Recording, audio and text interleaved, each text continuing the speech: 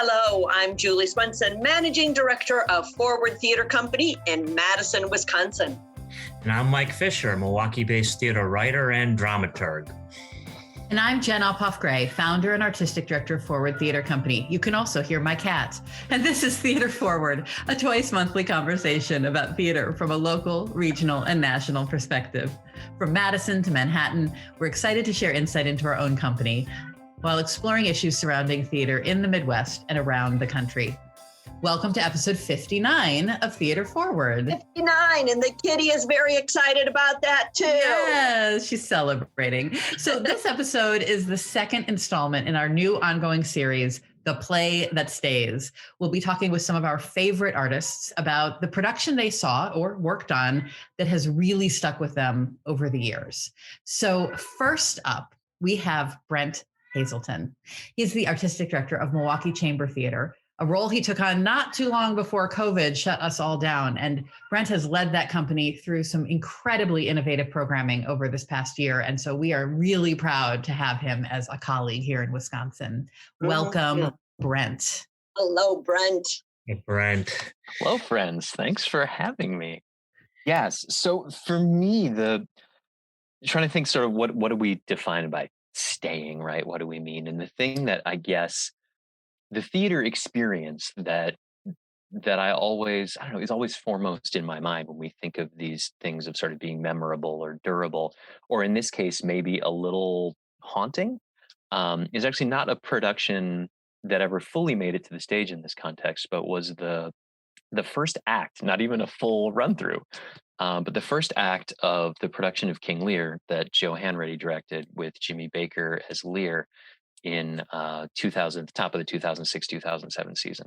So the only part of it that I saw was the first half of the designer run through, and then took the intermission break and went back up to my desk to do some work. And then in the second act, at the very end, Jimmy hurt his back and wound up not being able to do the show. And in many ways, that was sort of the end of his career as well. I think he did one more show after that one, but it was, for me, still, bar none, the best performance I've ever seen. I mean, Jimmy was his usual Jimmy self. Jimmy was not a transformative actor necessarily, but man, he just brought so much absolutely unrelenting human honesty to everything that he did.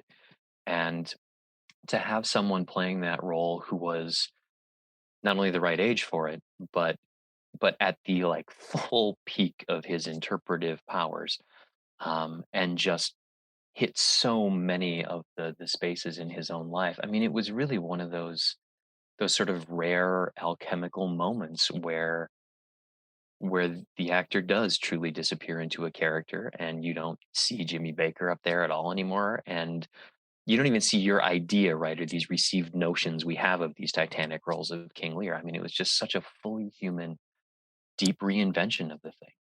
And I remember just that energy that you have in the rehearsal hall when the first time you touch it, right, and you sort of think, okay, there's our play, there's the thing that we've been working toward, and it just completely changes the trajectory of the process. And it was one of those moments. I just remember being so unbelievably excited, not only to see the second half, but to see it with all the tech and on stage and with this massive company of actors. And, the production that ultimately made it up with Mark Corkins as Lear was great. And there were 5 or 6 different Dukes of Albany throughout the run because it was just this understudied domino. But man, that moment was just that was just the most transcendent hour I think I've ever spent watching anything theatrically. And 12 people saw it. And I guess for me, one of the reasons it sticks with me longest is for most of my life, I've had a really, really hard time with the ephemeral nature of what we do. And the older I get, the more I'm making my peace with it. But the fact that, if something's great, it's just the people in the room who are witness to it. It's never going to be captured again. It's never going to come back around again. That moment will never exist. And sort of this idea that maybe the best performance of Hamlet ever took place on a college campus in Western Oklahoma with 8 people in the audience, just these, how do we sort of capture and record our own greatness when the work is really, really great, other than moments like this, right, where we get to retell a story of something that really moved us, um, or the way we sort of take those moments and move them into our own work and try to, you know, build on those moments moving forward. But it was really just the greatest performance I think I've ever seen, and just feel so deeply honored and privileged to have been in the room for it and to have experienced those minutes and moments. And I wish I could have seen Act Two so badly. Yeah. So that's it. That's my story. That's the play that stays for me. Oh, that's beautiful. Beautiful. That's And beautiful. what you are absolutely right, the ephemeral nature of our craft. But this was especially short-lived. And, the fact that it was the designers, some of the crew, probably staff, and that was it. So what a precious time and moment that you got to experience. Yeah, and I was in there on a whim. At that time I was running the intern program. That was the first show of the season. So we were sort of, training and involving this new group of interns for the first time. So I was really in the room just to make sure that those guys were holding up their end of it. I wasn't even really in the room to see anything other than how's my team doing on this thing. And yeah, sort of a total kind of whim freak thing that I even had the time to be in there for it. The reason, Brent, I wrote for as long as I did in a situation which is just idiotic. I mean, theater criticism is nonsense in so many ways because it's so reductive. But it's that my version of that haunting sense of the ephemerality of what we do and wanting a record. And I keep telling people one of these days I so badly want to be involved in writing an oral history of the theater of my generation in Wisconsin, because you have legends like Mr. Baker, who just for me were so formative in the years when I was starting to see theater in Milwaukee. And you just give me chills remembering him. And I'm going through in my mind some of the wonderful performances I saw him give. And there's just so many folks like that whose stories deserve to be remembered in ways you've helped us remember this one. I'm grateful for this story. Yeah, I love that you used a couple times the word privilege too, because that's how I feel as the folks who not just go and watch theater, but have the privilege of getting to work on it. We do sometimes have access to those magical moments that might get repeated on a stage in front of an audience and might not. And so I'm always trying to remind myself to be grateful for what I get to see in the rehearsal room. And it is that, the thing we always talk about trying to be in the moment at all times, right? And as soon as you observe yourself being in the moment, you're no longer in the moment, like, this Heisenberg principle of theater making. But it really, they are gifts and they are privileges, because you never know when they're going to pop up. You never know when they're going to happen. And as soon as you start predicting it, then it's never going to happen, because you're taking yourself out of the space in which it can happen. But yeah, it's just that constant thing we're always trying to do of just stay in the now, stay in the now, stay in the now. And for people like Mike and me, and this is a thing that I talk about with our associate artistic director Marcella Kearns very often, who sort of has the same brain in this way.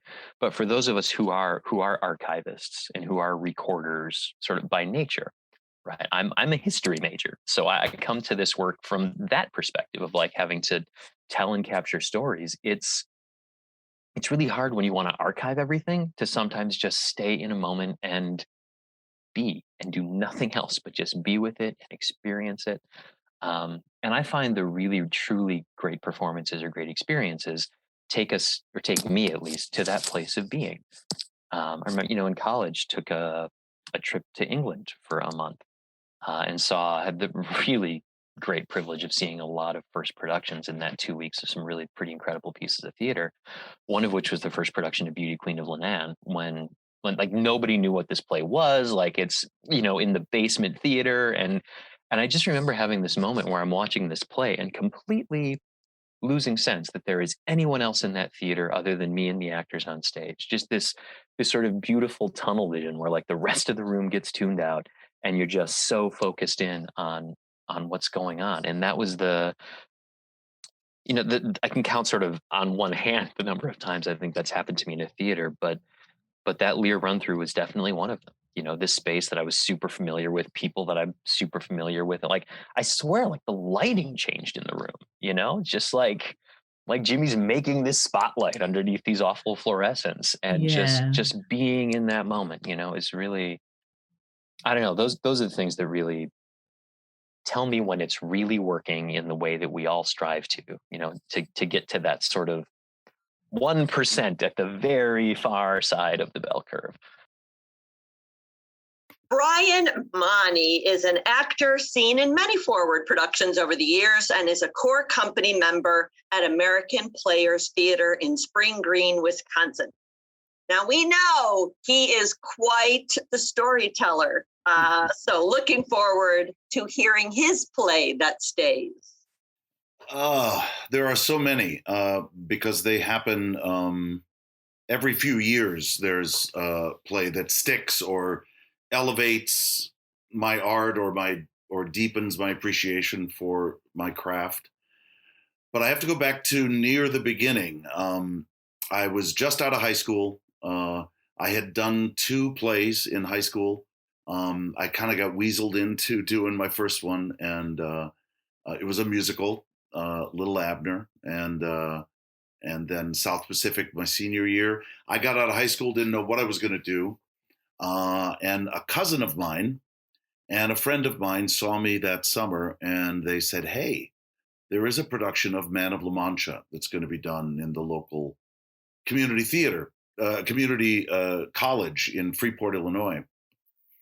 Why don't you go, because you had some fun doing those shows." And I loved music, I loved singing, but I had no idea I was going to go into theater. And so I auditioned, I got the smallest role in the show. And every night, there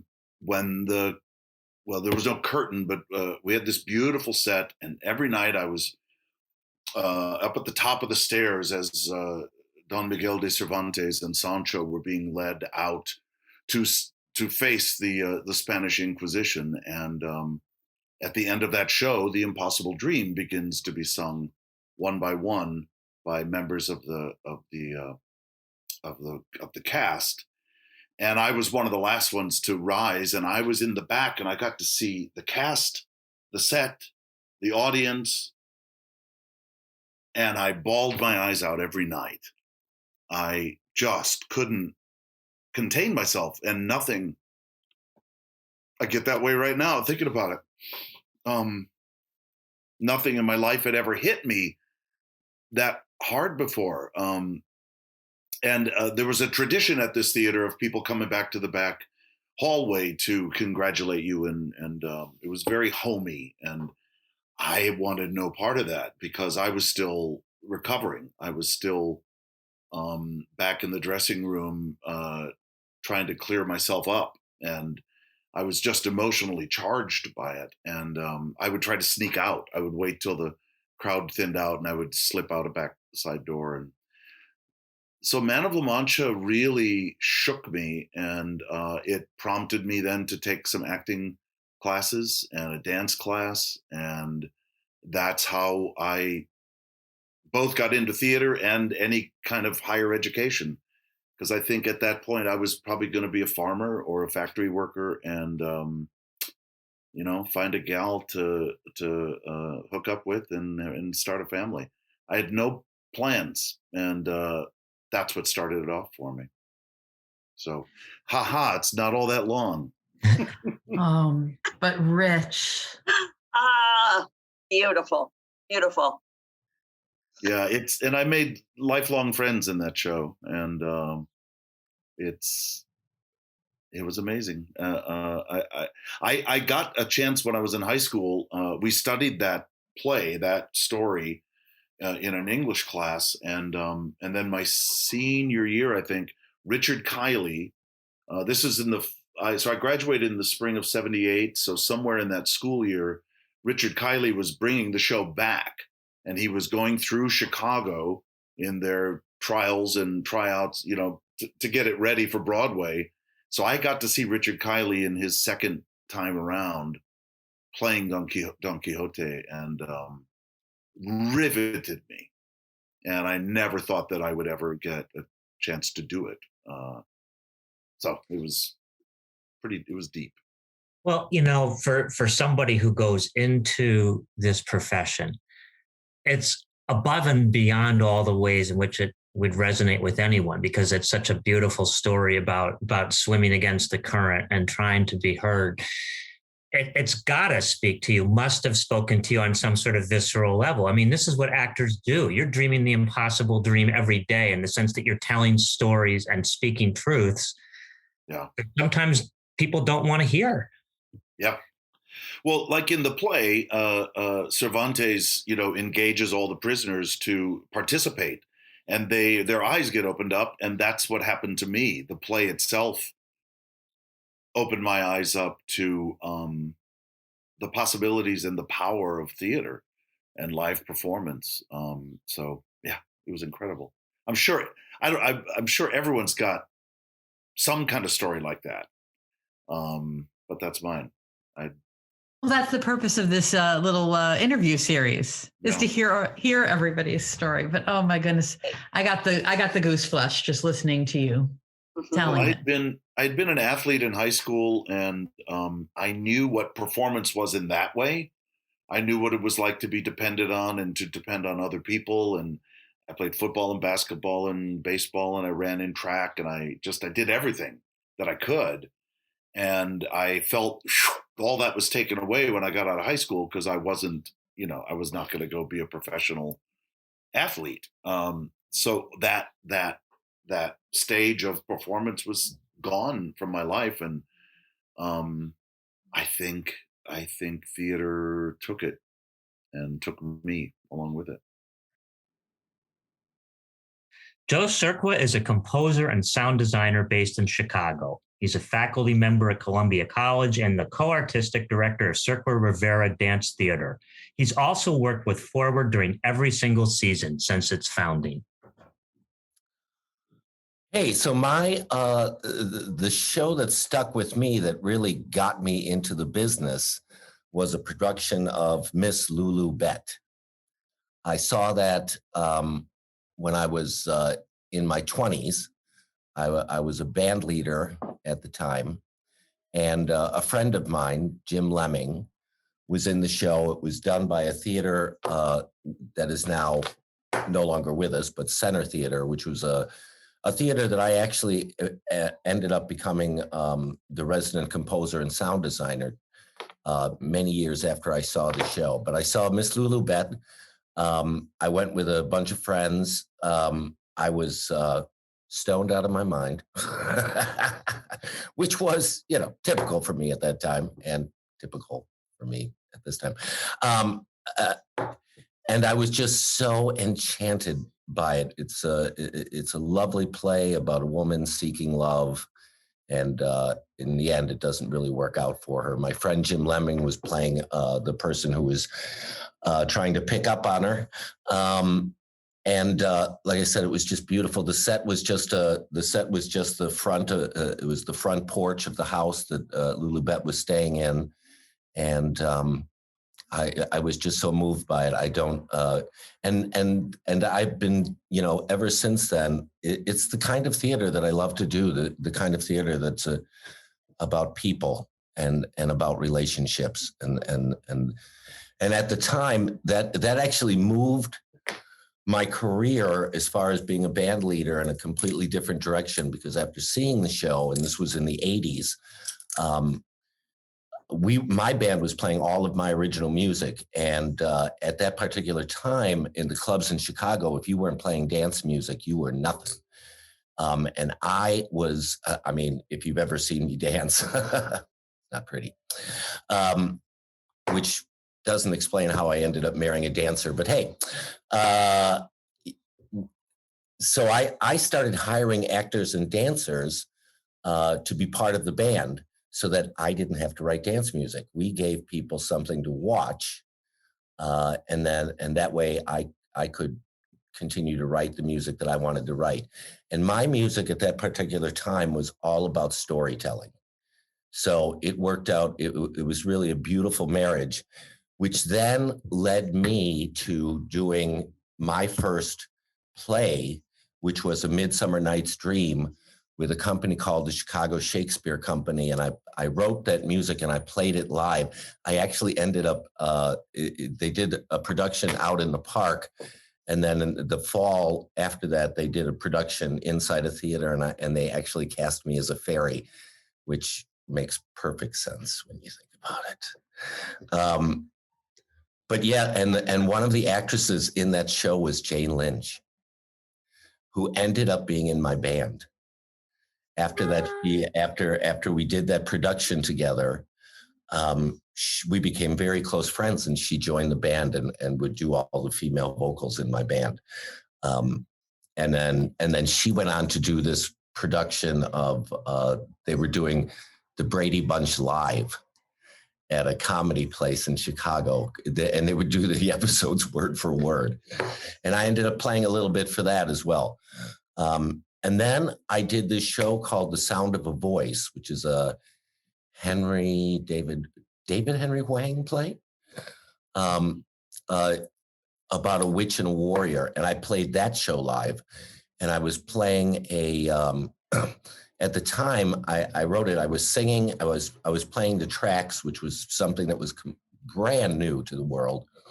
And I was playing one of the very first MIDI saxophones, which looked like this thing out of Star Wars, and had the cheesiest sounds in the world. But if you put a lot of delay and a lot of reverb, it sounded really, really cool. So I was scantily clad, hanging in this cage above the stage. And that's where I was playing the show from. And I won a Jefferson Award in Chicago for that. And then after that, my career kind of just took off. But yeah, I owe it all to Miss Lulu Bett. Oh, I love that. Oh, I can picture all of it, Joe. It's so interesting to hear how people get into theater, into their jobs that they have now, and what the process is. How interesting that you sort of fell into this, Joe. I had thought that this was, from a young age, this was what you wanted to do, and that was not true. No, as a young boy, my parents were not theater people. My father was a jazz musician, but he never quite figured out how to make a living at it. I mean, he actually toured, but he always had a side gig as either a bartender or a truck driver, but they were not theater going people. So my very first theater experiences were in grade school. And I remember loving the puppet theater, and the darker, the better. I just loved the puppet theater stuff that would come, and not being all that entranced by the live theater. It was, I remember as a boy just thinking it was a little hokey.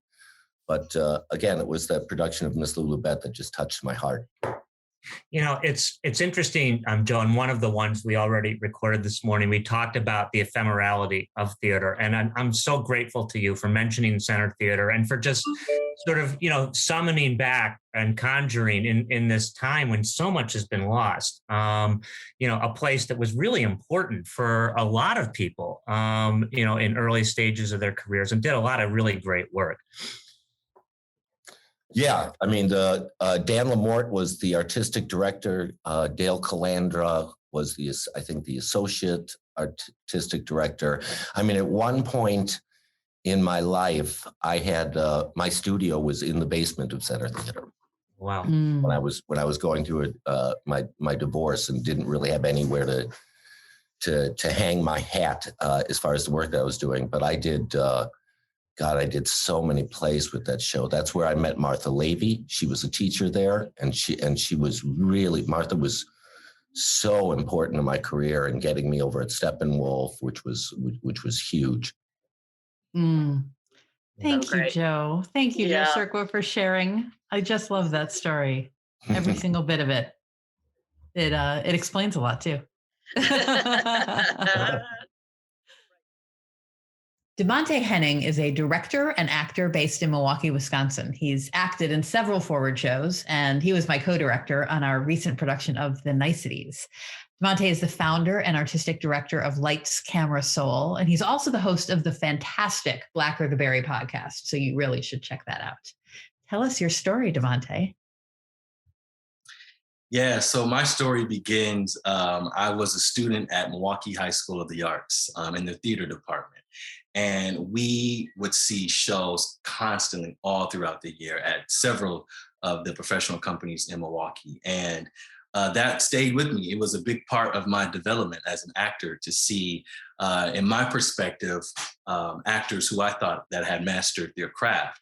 But this particular play, I remember it was my first time at this theater, we're very well-known theater in Milwaukee. And a lot of the students were, talking and were loud and they just weren't focused. And for me, sometimes I can be a loner sometimes. I kind of like to, do my own thing sometimes. And I remember we had the upstairs balcony was completely ducked off for us. And so I remember just getting up and removing myself from the group and just sitting by myself off to the side to watch this play because I really wanted to watch these actors on stage. And it was a very important moment for me because I got to watch them act. I got to see all of the details of how committed they are to their characters as they walk off stage. I was looking for would they drop their character. I got to see different facial expressions, and that was very important for me as an actor because, like I said, it was watching them work. People who I thought that had mastered their craft.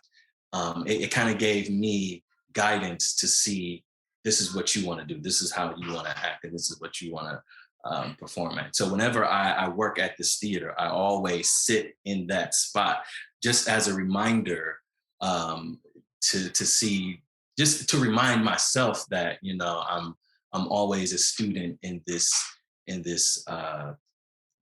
game of theater, this career of theater, and there's always work to be done. That was something that has stuck with me throughout my entire career. And I guess that's my story. Oh, I can just picture it. I'm picturing,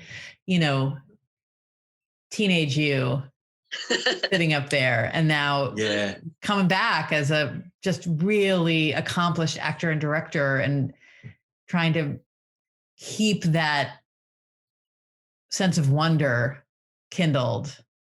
Yeah.